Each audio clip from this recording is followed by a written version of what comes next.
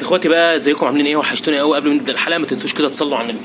الوقت اتطلب مني 3 ليمون بالنعناع، حاجه كده عظمه. تعالوا كده بنعملهم مع بعض ونشوف بيتعملوا ازاي. اول حاجه هنجيب الخلاط بتاعنا وهنجيب تلج،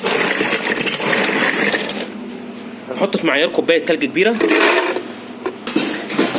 بعد كده هنجيب النعناع، والنعناع يكون فريش وننزل بيه. بعد كده هنجيب الليمون بتاعنا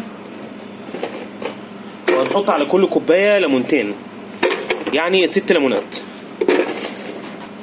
بعد كده هنحط السكر بتاعنا، وعلى كل كوبايه في معيار 5 معالق سكر صغيرين. ده 1 2 3.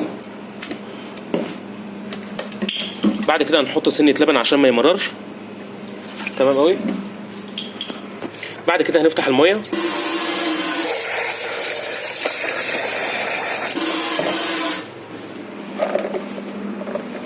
وهنحط في معيار كوبايه ونص ميه، وهنغطي وهنسيبه يتضرب لمده 15 ثانيه.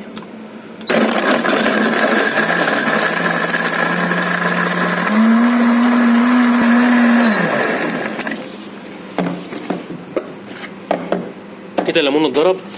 هنجيب 3 كوبايات، وبعد كده هنجيب المصفى بتاعتنا وهنصفيهم هما ال3.